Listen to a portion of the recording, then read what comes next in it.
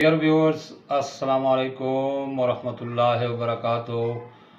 नाज़रीन, हमारी उम्मीद है कि आप जहाँ पे भी होंगे खुश होंगे, और हमारी ये दुआ भी है कि आप जहाँ पे भी रहे खुश रहे और अमन और सुकून से रहे। नाज़रीन, आज जो हम जिस टॉपिक के बारे में बात कर रहे हैं वो है फिनिशिंग मटेरियल के मुतालिक। फिनिशिंग का जो फेज़ है, जब एक दफ़ा आपका ग्रे स्ट्रक्चर मुकम्मल हो जाए तो फिनिशिंग का फेज़ शुरू हो जाता है। और फिनिशिंग की फेज़ में फिर ये है कि आपको ऊपर से नीचे आना पड़ता है, यानी स्ट्रक्चर बनाते वक्त तो आपने नीचे से ऊपर जाना होता है, लेकिन फिनिशिंग उल्टी है। आपने ऊपर से नीचे आना है, यानी सबसे पहले मल्टी फ्लोर को मुकम्मल करना है और फिर फर्स्ट फ्लोर को मुकम्मल करना है और इसके बाद फिर ग्राउंड फ्लोर पे आपने काम करना है। अगर आप इसी तरीके से आप आएंगे तो फिर आपके डैमेजेस कम होंगे और इसी तरह आपका कास्ट भी कंट्रोल होगा और मज़ीद तकलीफ से भी आपकी जो है बचत हो जाएगी। तो नाज़रीन, आज जो हम फिनिशिंग मटेरियल के बारे में बात कर रहे हैं तो इसमें यह है कि हम आते हैं फ्लोरिंग मटेरियल की तरफ। अब फ्लोरिंग में ये है कि मुख्तलिफ़ किस्म के फिनिशिंग है फ्लोरिंग में, लेकिन हम बात कर रहे हैं कि हम टाइल्स की बात कर रहे हैं। तो टाइल्स में ये है नाज़रीन कि इस टॉपिक के अंदर हम दो तीन प्रॉब्लम के सलूशन की तरफ आप जाएंगे। सबसे पहला जो प्रॉब्लम टाइल के वक्त आता है वो है वेस्टेज का। दूसरा जो प्रॉब्लम आता है कि टाइल या तो फिर आप कम मंगवा लेते हैं, एक्चुअल जो क्वांटिटी है उससे आपकी जो आपने मंगवाई होती है वो कम होती है या फिर काफ़ी ज़्यादा हो जाती है। और तीसरी जो वो है कि कास्ट इफेक्ट के, यानी आपने जो है टाइल से अपने कास्ट को कैसे कंट्रोल करना है। ये भी बड़ा कंस्ट्रक्शन में जो है बड़ा एक चैलेंज होता है कि आप जो है कास्ट को कैसे कंट्रोल करें। तो आपने हर एक चीज़ में कास्ट कंट्रोल की तरफ आपने जाना होता है, सिर्फ एक चीज़ में नहीं। पिछले वीडियोस में भी हमने आपको बताया है कि कास्ट को कैसे कंट्रोल किया जाए ओवरऑल बिल्डिंग में। लेकिन यहाँ पे हम मटेरियल वाइज और आइटम वाइज जा रहे हैं कि आइटम वाइज जो है आप अपने जो कास्ट है वो कैसे कंट्रोल कर सकते हैं। और इसमें जो है आज के जो टॉपिक है वो है टाइल से रिलेटेड। लेकिन आगे जाने से पहले नाज़रीन, अगर आपने हमारा चैनल सब्सक्राइब नहीं किया है तो बराए मेहरबानी हमारे चैनल को सब्सक्राइब करें और जो बेल का बटन है वो भी हल्का सा आप प्रेस कर दीजिएगा। तो नाज़रीन, आगे चलते हैं। और टाइल में जो हमने आपको दो तीन इश्यूज बताए, एक वेस्टेज का, एक क्वांटिटी का और एक जो है ना कास्ट कंट्रोल का। तो ये तीन इश्यूज जो है इसको हम कैटर करेंगे इस टॉपिक के अंदर।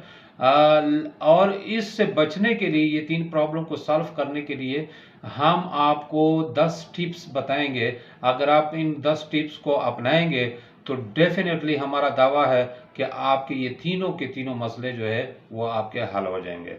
तो सबसे पहले टिप की तरफ आते हैं, और वो ये है कि द मोमेंट आपने घर का डिज़ाइन किसी आर्किटेक्ट से आपने बनवाया, उसी वक्त जो है ना आपने एक चक्कर लगाना है मार्केट का, और वहाँ पे आपने मुख्तलिफ साइज़ के टाइल्स देखने हैं।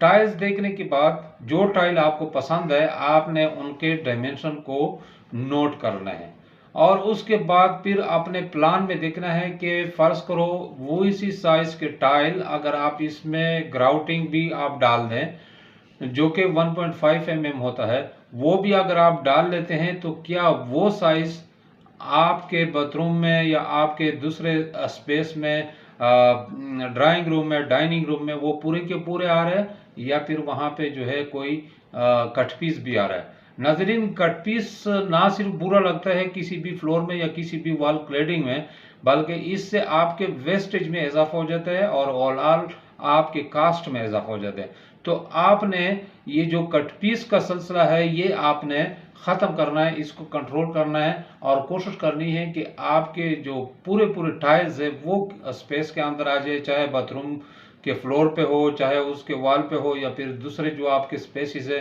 किचन हो गया, डाइनिंग रूम हो गया, ड्राइंग रूम हो गया। तो वो डायमेंशन जो है ना, वो जब आप टाइल एक दफ़ा सिलेक्शन आप कर ले कि मैंने ये वाले टाइल आपने सेलेक्ट कर ली है, तो उसी टाइल के डायमेंशन आपने नोट करके और आपने स्पेस के हिसाब से इसका हिसाब किताब लगाना है कि क्या इसमें पीसीस तो नहीं आ रहा है। अगर फर्ज करो कि पीसीस इसमें आ रहे हैं जो आपने टाइल सेलेक्ट किए हैं, तो फिर दो टिप्स हैं, या तो आप अपने टाइल को चेंज कर दें, और या फिर आपने जो प्लान बनाए हैं उसकी थोड़ी सी रीएडजस्टमेंट कर दें, तो फिर आपका ये मसला हल हो जाएगा। दूसरा जनाब, जो दूसरी जो टिप है वो ये है कि आप जो है ना टाइल की आप लेआउट बनवाएं। जो टाइल आपने सिलेक्ट कर ली है उसकी आपने प्रॉपर लेआउट बनवाएं। उस लेआउट में क्या आपने शो करना है, एक तो ये है कि आपको ये पता चलेगा कि हमारे कट पीस किधर आ रहे हैं। दूसरा ये है कि आपने जो शावर के पॉइंट, फर्ज करो बाथरूम की हम बात कर रहे हैं, तो शावर के जो पॉइंट आपने दिए हैं या इलेक्ट्रिसिटी के जो पॉइंट दिए हुए हैं वो क्या टाइल के किसी एज पे आ रहे हैं या टाइल के सेंटर पे आ रहे हैं, और अगर कट पीस आ रहा है तो किस साइज का आ रहा है। तो सबसे पहले दूसरी जो टिप हम आपको बता रहे हैं कि आप जो है बाथरूम की या फिर किसी भी स्पेस की आप सबसे पहले ड्राइंग बनवा लें, उसकी शार्प ड्राइंग बनवा लें, और टाइल की जो जो साइज आपने पसंद की है उसकी जो है ना वो ड्राइंग में उसको शो कर दें। उसके बहुत सारे फायदे हैं। एक तो ये है कि आपको पता चल जाएगा कि हमारे कट पीस आ रहे हैं या नहीं आ रहे हैं, तो उस लिहाज से फिर आपने टाइल चेंज करनी है, थोड़ा सा स्पेस को आगे पीछे करना है, दीवारों को थोड़ा सा आगे पीछे करना है। ये कंस्ट्रक्शन से पहले की मैं बात कर रहा हूँ, जब आप जो है ना डिज़ाइन के फेज पे होते हैं। अभी आपने कंस्ट्रक्शन शुरू नहीं की हुई है लेकिन आप डिज़ाइन फेज पे हैं, तो उस मरहले पे आपने ये करना है। हम बहुत सारी चीज़ें जो है ना वो कल के लिए छोड़ देते हैं, लेकिन कल के लिए छोड़ने का फिर मकसद ये है कि आप अपने पैसे को ज़ाया कर लेंगे। तो लेआउट आप बनवाएं, जो दूसरी टिप है उससे आपको कट पीसीस का भी पता चल जाएगा, और फिर अगर आपने एडजस्टमेंट करनी है कि अगर कट पीस आ रहा है तो वो उसको किधर डालना है, एक तो उसका ये फ़ायदा होगा कि पहले से ही आपको पता होगा कि मेरे कट पीस जो है ना वो मैंने किधर एडजस्ट करना है, ताकि वो विजिबल ना हो या कम से कम विजिबल हो। तीसरी टिप नाज़रीन, तीसरी टिप यह है कि आपने जो टाइल सेलेक्ट करनी है वो किस किस्म के टाइल आपने सेलेक्ट करनी है। नाज़रीन, टाइल जो है अगर आप चिप टाइल की तरफ जाएंगे ना, तो हम दावे से कह सकते हैं कि आपने घाटे का सौदा किया है। उस वक्त तो आपको लगेगा कि आपने जो है ना वो पैसे बचाए हैं, लेकिन इन द लॉन्ग रन जो है ना वो पैसे आपने बचाए नहीं है, आपने सौदा गलत किया हुआ है। तो आप कोशिश करें कि आप बेहतर टाइल की तरफ जाएं, बेहतर टाइल और थोड़े से जो है कॉस्टली टाइल की तरफ आप जाएं। उसका ये फायदा होगा कि जितने भी आपके कॉस्टली टाइल होते हैं उसमें दो तीन चीज़ें देखनी होती है। एक तो ये है कि उनके एजिस शार्प होते हैं, दूसरी चीज़ ये है कि थ्रू आउट द टाइल उसकी थिकनेस एक जैसी होती है, और तीसरी चीज़ जो ये है उसकी डायमेंशन जो होते हैं वो पूरे होते हैं, सारे टाइल बराबर होते हैं, शेड में कोई फर्क नहीं होता है। अगर आप चीपर टाइल लेते हैं तो उस वक्त आपको थोड़ा बहुत जो है ना फायदा हो जाएगा, लेकिन इन द लॉन्ग रन जो है ना वो घाटे का सौदा है। आपके टाइल में स्क्रैचेस आएंगे, आपके टाइल्स में क्रैक्स आएंगे, और फिर उसमें जो है ना जो आपने बचत करने की कोशिश की है वो उस सब पे पानी फिर जाएगा। चौथी जो चीज़ है नाजरीन, ये है कि टाइल का साइज़ क्या होना चाहिए। नाजरीन, जो टाइल के साइज़ होते हैं वो टाइल हम सिलेक्ट करते हैं स्पेस वाइज। अगर फर्ज करो आपका रूम बड़ा है तो आपने बड़े साइज़ के टाइल लगाने हैं, अगर आपके स्पेसिस छोटे हैं तो आपने डेफिनेटली छोटे साइज़ की तरफ जाना होगा। लेकिन एक चीज़ हम ये एडवाइस करते हैं कि आप कोशिश करें कि आप बड़े साइज़ के टाइल लगाएं। आजकल ट्रेंड भी यही चल रहा है, और दूसरी चीज़ ये कि उसका फ़ायदा भी है। एक फ़ायदा तो ये है कि अगर आप बड़े साइज़ के टाइल लगाते हैं तो आपके जॉइंट्स कम आएंगे। जब जॉइंट्स कम आएंगे तो फिर आप में फ्लोर में सीपेज का मसला जो है ना वो कम से कम होगा। अगर आप छोटे साइज़ के टाइल लगाते हैं तो छोटे साइज़ में यह है कि एक तो उसके जॉइंट्स बहुत ज़्यादा आएंगे, फिर सीपेज का ज़्यादा ख़तरा होगा, और तीसरी चीज़ ये है कि जब इतने ज़्यादा जॉइंट्स होंगे तो आपका स्पेस भी और नैरो लगेगा, वो छोटा लगेगा बनिस्बत बड़े साइज़ के टाइल में। जब वहाँ पे आपके जॉइंट्स जो है ना जॉइंट्स लाइन जो है ना वो कम होते हैं, और फिर छोटा स्पेस भी जो है ना वो बड़ा होने लगता है। तो आपने इस तरह कोशिश तो ये करनी है कि बड़े साइज़ की आपने लेनी है, लेकिन फिर भी आपकी चॉइस है, आप छोटे साइज़ की, आप अगर कास्ट इफेक्टिव की तरफ चलते हैं तो डेफिनेटली आपको जो है ना वो छोटे साइज़ की तरफ जाना होगा, क्योंकि बड़े साइज़ के जो टाइल है वो डेफिनेटली वो कास्टली होते हैं। अच्छा, पांचवा जो पॉइंट है कि क्वांटिटी कितनी क्वांटिटी मंगवाई जाए कि पूरे प्रोजेक्ट हो जाए। उसमें नाज़रीन ये बात आप जहन में रखें कि अगर आपने हमारे ये 4 जो टिप्स हमने बताया, अगर इनके थ्रू आप चले हैं और इन्हीं को फॉलो किया हुआ है, तो हम आपको दावे से कहते हैं कि आपका जो वेस्टेज होगा वो 5% होगा, 5 to 6% होगा। इसलिए आपने एग्जैक्ट क्वांटिटी मालूम करने के बाद 5 to 6% इजाफी टाइल आपने मंगवाने होंगे। अगर आपने इनको फॉलो नहीं किया, जो हमने आपको रूल्स बताए, जो टिप्स बताए, तो यकीनन आपकी वेस्टेज 10% पे चली जाएगी। तो उस सूरत में आपको 10% इजाफी टाइल जो है वो मंगवानी पड़ेगी। लिहाजा हम आपको ये एडवाइस करते हैं कि हमारे जो स्टेप्स है उनको आप फॉलो करें, उसमें आपका फ़ायदा होगा इंशाल्लाह। अच्छा, एक और चीज़ ये है कि जब आप टाइल की क्वांटिटी कम मंगवाते हैं, फ़र्ज़ करो आपकी टाइल कम हो जाती है, उसका मसला ये होता है कि फिर उसी लाट में हो सकता है कि वो टाइल दोबारा अगर आप जाएं वहाँ से टाइल लेने के लिए, तो हो सकता है कि उसी लाट में वो टाइल अवेलेबल ना हो, वो ख़त्म हो गई हो। आपको पता है कि जितने भी टाइल्स आते हैं लाट्स में आते हैं, और फिर बाज़ औक़ात ये होता है कि वो शॉर्टेज आ जाती है, वो आती नहीं है। तो आपके पास इधर टाइल कम हो गई है और उसी कलर में या उसी शेड में वो टाइल मिल नहीं रही है। लिहाजा हम आपसे ये सजेस्ट करते हैं कि आप 5 to 10% जो है वो वेस्टेज का जहन में रख के आप टाइल की क्वांटिटी मंगवाएं। लेकिन अगर आप हमारे रूल्स को और इसको आप फॉलो करेंगे तो इंशाल्लाह आपका वेस्टेज जो है ना वो 5% होगा और आप 5% इजाफी टाइल मंगवाएं। नाज़रीन, जो छठा जो हम टिप्स आपको दे रहे हैं वो ये दे रहे हैं कि ये आपने टाइल भी सेलेक्ट कर ली है, आपने टाइल की लेआउट भी कर ली है, आपने टाइल की क्वांटिटी भी आपने वो कर दी है, फिक्स कर दी है कि इतनी क्वांटिटी में मंगवानी है। अब इसके बाद जो है ना वो एक और मटेरियल आता है टाइल के साथ, वो है बॉन्ड। यानी बॉन्ड आपने अच्छी क्वालिटी के मंगवाना है। मार्केट में मुख्तलिफ किस्म के मेट्रो, एक्सट्रीम या फिर हैप्पी लेक जो है ना ये सारे अवेलेबल है, मगर ये है कि आपने थोड़ा सा अच्छी क्वालिटी का बॉन्ड वो आपने मंगवाना है। उसका ये फ़ायदा होगा कि एक तो उसकी ग्रिप सही होती है और दूसरी ड्यूरेबल होती है, लॉन्ग लास्टिंग होती है, और एक और चीज़ ये है कि उसका जो ड्राई पीरियड हो वो भी इतना कम ना हो बॉन्ड का, कि जो फिक्सर है वो एडजस्टमेंट से पहले ही वो जो है ना वो ड्राई हो जाए, तो फिर वो अपने टाइल को एडजस्ट नहीं कर पाएगा। तो ये भी एक इस चीज़ का ख्याल रखें कि अच्छे क्वालिटी का जो है ना वो बॉन्ड आप वो कर ले, मंगवा ले। ये चीज़ें थोड़ी सी महंगी होती है, मगर इसका मतलब ये नहीं है कि वाकई आप महंगा सौदा कर रहे हैं। ये चीज़ें आपने जो है ना लॉन्ग टर्म में चीज़ों को देखना होता है, शॉर्ट टर्म में नहीं देखना होता है। तो लॉन्ग टर्म में फिर ये चीज़ें जो है ना आपको सारी चीज़ें ये आपको देखनी चाहिए।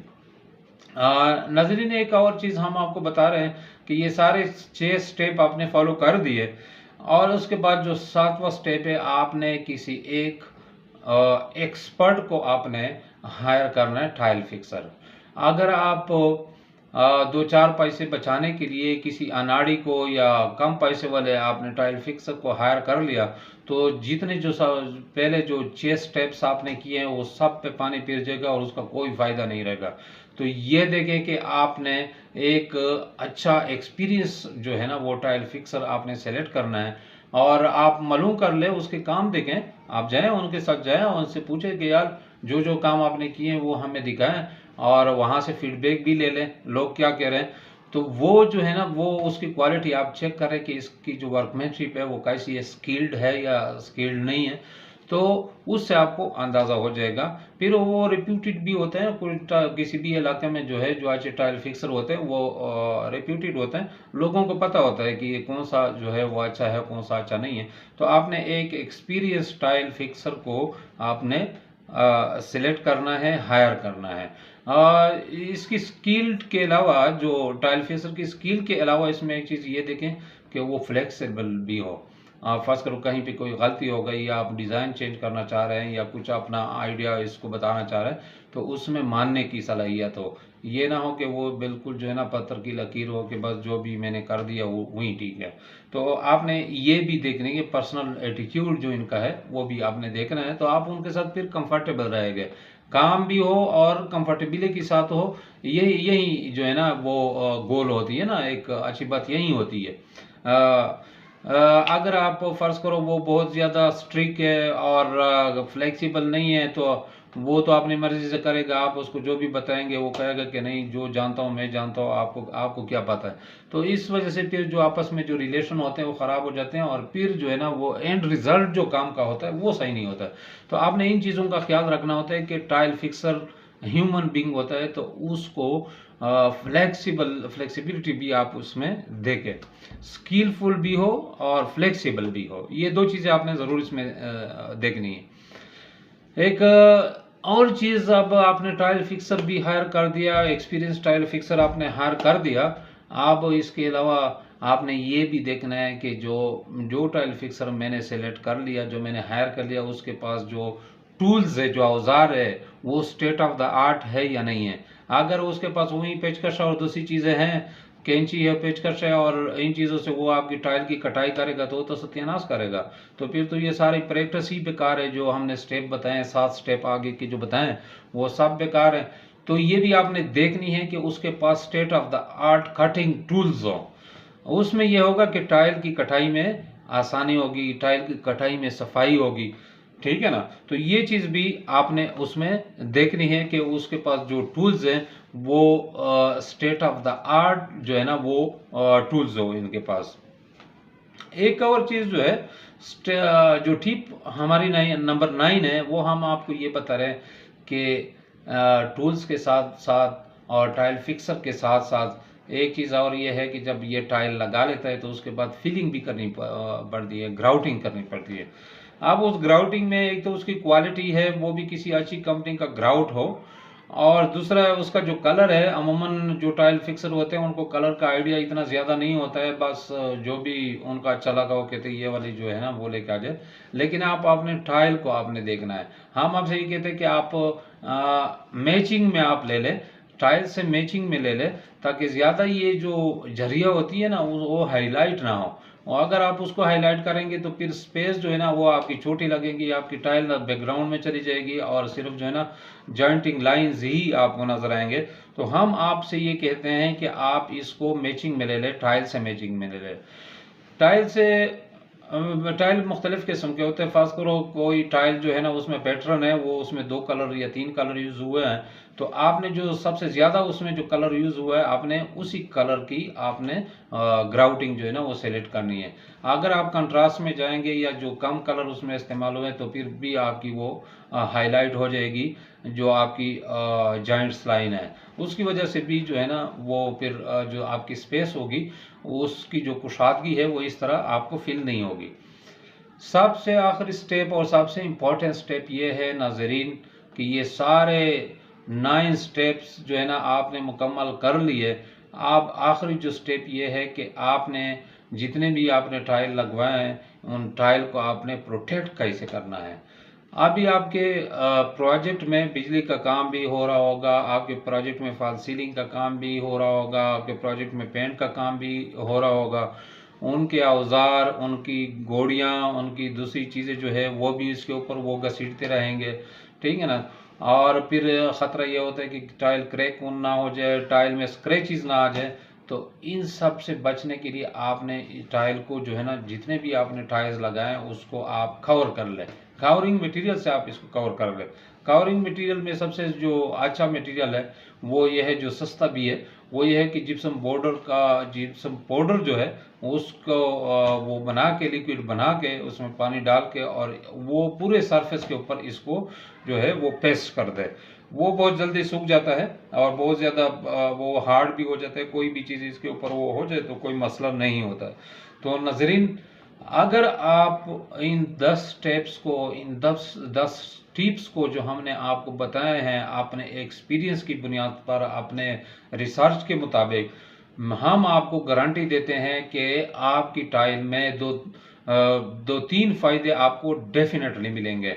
एक तो ये है कि और ऑल रिजल्ट जो टाइल का होगा, वर्कमैनशिप जो होगी वो स्किलफुल लगेगा कि किसी सही बंदे ने काम किया हुआ है, लगेगा कि किसी अच्छे बंदे ने, किसी अच्छे टाइल फिक्सर ने और किसी जो है ऐसे बंदे ने टाइल लगवाया है जिसको एक्सपोजर है चीज़ों का। दूसरी चीज़ ये होगी कि आपकी जो वेस्टेज है ना वो भी काफ़ी कंट्रोल हो जाएगी नाज़रीन। अगर आप इनके सब के आप ड्राइंग बनवाएं, आप मार्केट का चक्कर लगाएं, आप कोऑर्डिनेट कर ले आपने स्पेसिस के साइज़ के साथ और टाइल को इनके साथ मैच करें, यकीन जानो आपका जो वेस्टेज है उसमें 10% जो है ना वो कमी आएगी। 10% से मुराद ये है कि अगर फर्स्ट करो आपने 10 लाख की टाइल लेके आनी है तो 1 लाख रुपए तो आपने इसी तरह सिर्फ थोड़े से ये जो मेहनत है आपने स्टेप्स को फॉलो किए और इसी के मुताबिक आपने अमल किया तो 1 लाख रुपए तो आपने इधर बचा लिए। तो एक तो ये है कि आपकी जो वेस्टेज है वो कम हो जाएगी, दूसरी है कि आपने कास्ट को कंट्रोल कर लिया, तीसरी चीज़ ये है कि ओवरऑल लुक और जो इसका एस्थेटिक है और जो टाइल का पर्पस है वो भी जो है ना आपको मिल जाएगा, आप इसको अचीव कर लोगे। तो हम आपसे ये कहते हैं कि आप इन रूल्स को फॉलो करें, इन स्टेप वाइज आप चलें तो इंशाल्लाह बेहतरीन नतीजे की हम गारंटी देते हैं। नाज़रीन एक दफ़ा फिर हम आपसे ये कहते हैं कि आप अगर आपने हमारा चैनल सब्सक्राइब नहीं किया है तो बराए मेहरबानी चैनल को सब्सक्राइब करें और बेल का बटन भी प्रेस करें ताकि हमारे आने वाली वीडियो बर वक्त आपको मिल सके। Thank you very much.